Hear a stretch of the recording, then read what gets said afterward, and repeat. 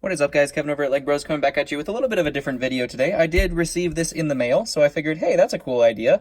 I would, I know there's a lot of other Lego YouTubers that come up with videos and they say, hey, let's go through the catalog together and everything like that when it comes out. I had a little bit of a different spin on that. I would think that it would be kind of fun to go through this because I don't usually buy new sets at all. Most of my business comes through retired things you can't get over the store. From the store, like a regular retail store anymore. Just because that's kind of how I do it. I just do things that aren't available anymore, and that kind of drives people to the store itself. I feel it's a better business plan. But what I figured I could do is we could look through this thing together, and I could go through it and see what I think will retain its value for the future. So like kind of investment sets, or when you're looking at just kind of predictions. Now, obviously, I could be dead wrong on a lot of these things, which I probably will be. But I definitely thought it would be kind of a fun idea just to break it up, do a little bit of a different kind of video for you guys. We are celebrating the fact that we did hit 1,000 subscribers, so I definitely am super stoked and excited about that. I love all of you who have subscribed. Comment below, subscribe if you haven't, if you like Lego hauls or anything Lego, just because it does mean a lot to me when I see that support. It makes it kind of worthwhile doing all this stuff and interacting with you guys in the community. Once we're going through this, comment below what maybe your 2020 set that you want is. That would be a good one. What your favorite one of this little magazine is going to be. And let's go ahead and get started and take a look at this. Obviously, over the cover, we do have the new Lego Creator Set. Those are obviously going to be valuable, no matter what. That's just a standard. If you keep this for, if you buy this new, keep it for 5 years after it's, retired, or not even 5 years, pretty much, just a couple years after it's retired. You will definitely have a good investment on your hands. Can't go wrong with those whatsoever. That's pretty much more solid than the stock market.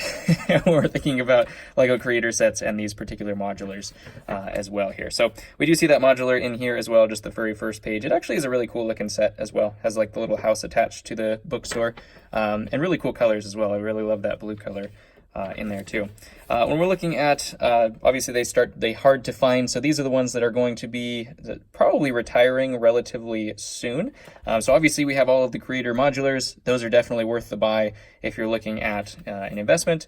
In terms of the Apollo lander, if they do retire these, they're not necessarily super good at appreciation, but they're very solid sellers.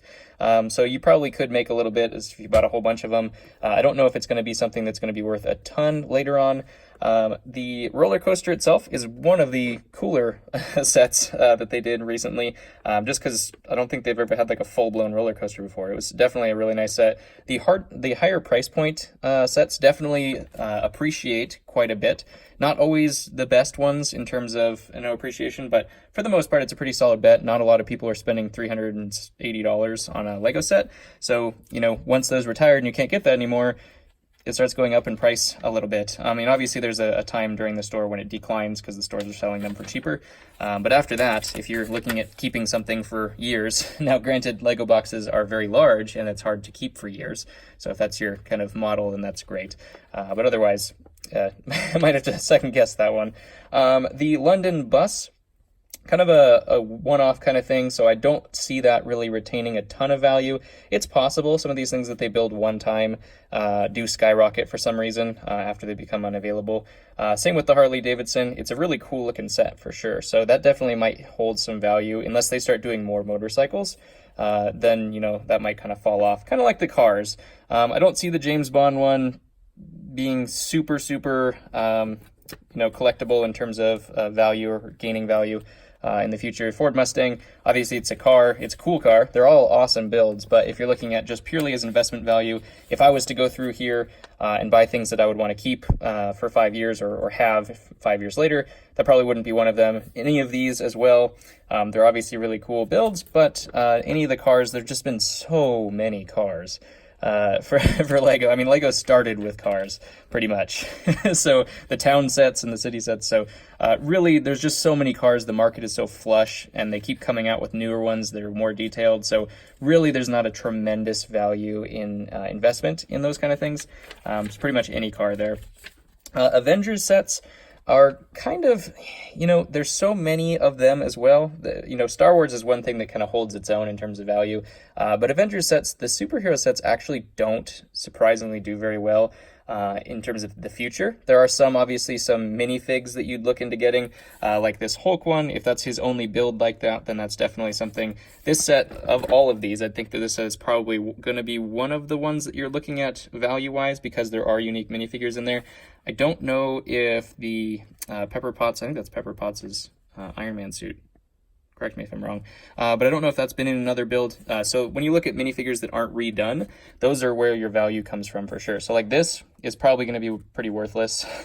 Thor's been done a million times, Black Panther's been done a million times, and I don't know what that figure is. But for the most part, superhero sets, the actual minifigures themselves do all right, but the sets themselves really just don't appreciate in value from what I've seen as of yet.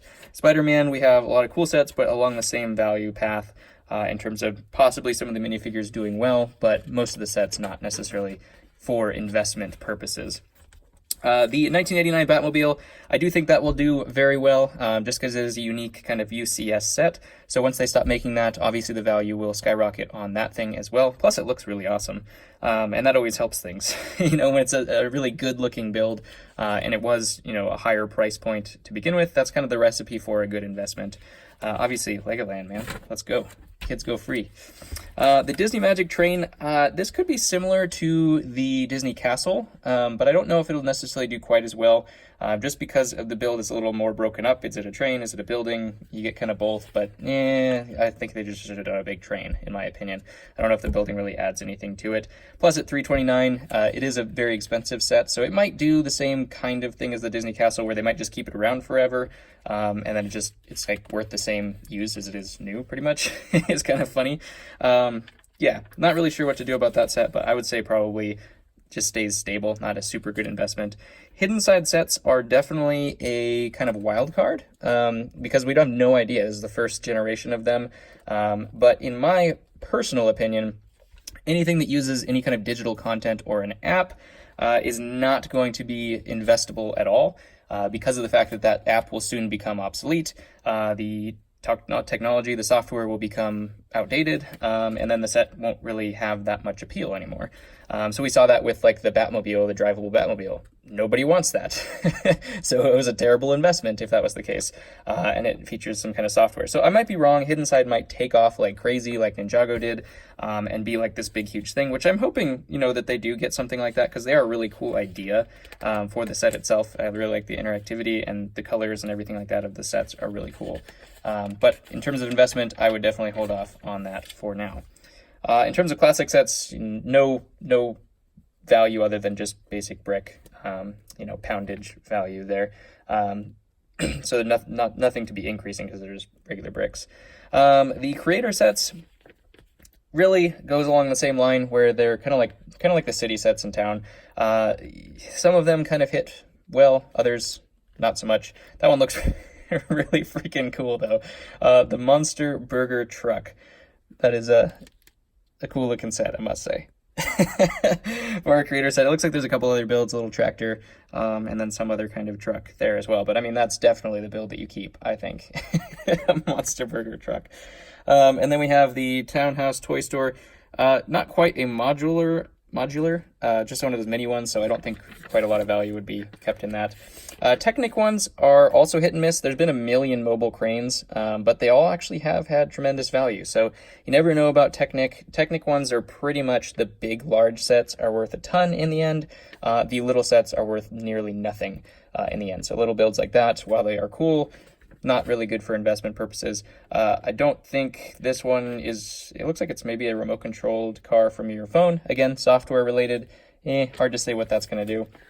I'll try to speed it up a little bit. Sorry for taking that long. And this kind of looks like the new 4x4 with control systems. So that may be the new Technic thing, is having control systems. I do like the catamaran. That's something I don't think they've done before, which is actually kind of cool. Cool set, but in terms of value, probably nothing there. The dinosaur fossils, that's going to be kind of a one-off thing, kind of like all of these things anyways. The Mickey Mouse Steamboat Willie, don't see that gaining too much in value because I don't know if it was super popular. The fossils is a really unique set, but I don't see it gaining value because there's not really like any bricks that are specific to that, I don't think. I could be wrong about that, but really it's like something kind of anybody could build, just with bricks. And that usually does not, it has to have a kind of like a good minifig set, or just be an enormous set or something like that that's unique to make investment purposes. The Friend set, I don't know if that will do very well. I think the Treehouse will keep its value quite a bit, because it is such a cool set. It's so huge and iconic there. So ultimately, I think that one will do well once it actually retires. Obviously, if we're going through Star Wars, this was a remake of the 10030 set, so I'm not sure. Obviously, the original set tanked in value. I was not buying new ones because even if I found them for cheap, because I had no idea what was going to happen, kind of like the Millennium Falcon with the 10179.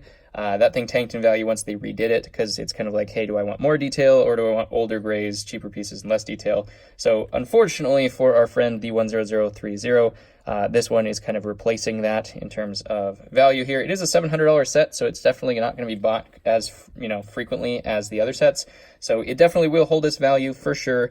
It's going to go down. So this is something you'd have to keep for like 5 to 10 years, and then it'll definitely be worth worth it in the long run. But it's a huge box, so do you want to keep that for 5 to 10 years? I don't think so. In terms of the Star Wars sets that came out for 2020, that's kind of my specialty here. So the Mandalorian Battle Pack, while it is the most awesome set ever in terms of battle packs recently, it is going to get bought like crazy. So the investment value of this set is going to be next to nothing, because there will be so many of these out there. Except, the Mandalorian Battle Pack was kind of the same way, where everyone bought the Mandalorian Battle Pack, and now it's actually seeing a resurgence in price because the Mandalorian came out. But that's just a total one-off, fluke kind of thing that gained value there. In terms of all these other things, I don't see any value kind of retaining here. Nothing there, no unique figs. Even if they have like a different face print, there's nothing like super unique about the character. We do have a different character in here, which...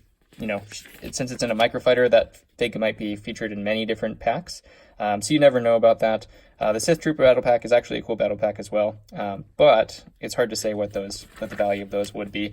The new movies don't quite have the value essence of the old movies, so the figs tend to not do quite as well. Yoda did the same thing where he unseated the old UCS Yoda, so I really don't see that holding its value since it's a $99 price point to begin with. Obviously, Luke's land speeder is pretty much worthless in terms of investment because there's been so many of them, along with any of these kind of Mos Eisley things. This is Obi-Wan's hut, so a little bit different, but I don't see that holding any value. TIE Fighter, nope, probably not in terms of an investment set. In terms of Ninjago, there's just been so many Ninjago sets. I might say that for Star Wars too. Star Wars goes along the lines of unique mega figures or price point pretty much better than anything. But Star Wars does hold, even the small ones just hold their value. So, wait 5 years and you can sell it for what you bought it for. It's kind of the same thing. Ninjago ones is very, very valuable, but it's so hard to predict which ones, because it's all about the minifig sets. They make so many sets per year, and they're all featuring the exact same characters there's some one-off shoots, obviously, but the main characters, obviously, I guess you could say the same thing for Star Wars, but Star Wars is a little bit more vast in terms of its universe. We obviously have, the main 4 ninjas kind of thing. So in terms of Ninjago, it's definitely hard to predict what is going to be good and what is not. There's so many unique minifigures that it's just crazy for Ninjago. There's so many just offshoots and different outfits and stuff like that for the same character that it's just next to impossible to try to determine what's going to be valuable in the future, because A, you don't know if they're going to remake it, which would destroy the minifig value, and B, there's just so many of them that it's just ridiculous. You can just, they all look awesome. Don't get me wrong, they all look awesome with all the knights and the ninja suits and swords and katanas. Definitely, glowing things. It brought back the neon, which is my favorite from the days of old. In terms of city sets, really the kind of standard for what we're looking at, city sets are pretty much, if it's a very big set, then it holds its value. If it's a little set, it's worth next to nothing afterwards. Hogwarts sets, I don't see these holding their value, but the UCS Hogwarts Castle is definitely going to be one that is going to be worth a ton of money. If you held on to it for 5 or 10 years, it's probably going to gain in value quite a bit, just because it is such a cool set. They're probably not going to redo this either, which would be my guess. Maybe way down the line they would make another one, but this is kind of the UCS Castle. It sounds like it's going to be kind of still there, because, are they going to make just a a one with regular bricks for minifig scale, that would be too huge of a set to make. So ultimately, I think this one is definitely a good investment set for sure. I'm looking at actually possibly getting one of those just for fun. The architecture sets, the larger ones do really well, the smaller ones not so much. There's some exceptions, like Falling Water did really well, but other ones not so much. Minecraft, I see no value in terms of, you know, kind of increasing.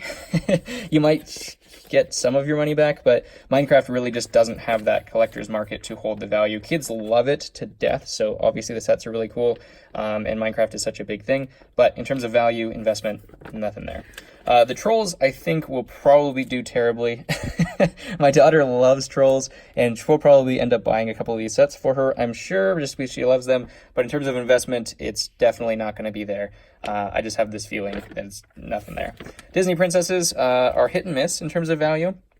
You know, the larger sets definitely do better, especially when a new movie comes out. Like Frozen sets are definitely very, very valuable. The older Frozen 1 sets are now way more valuable because Frozen 2 came out, but then they end up getting Frozen 2 sets. So Disney is definitely something you can't necessarily go wrong with because there's so many fan base there. Friend sets, they made a lot of really cool friend sets last year. These ones don't look as neat as the other ones did from last year with the amusement park rides and stuff like that. So I don't necessarily see any of these doing super well in terms of investment either. And so, I think that was it for that book. Tell me, comment below if you guys enjoyed this kind of different content, not necessarily a haul, but just kind of my thoughts as a reseller. I figured I could, you know, put that investment kind of mindset towards it and see if that would just give you a fresh take. I know it was kind of a long video, so I do apologize about that. You know what? Comment below. Love you guys. Smash the subscribe button, smash the like button, and I'll catch you on the next one.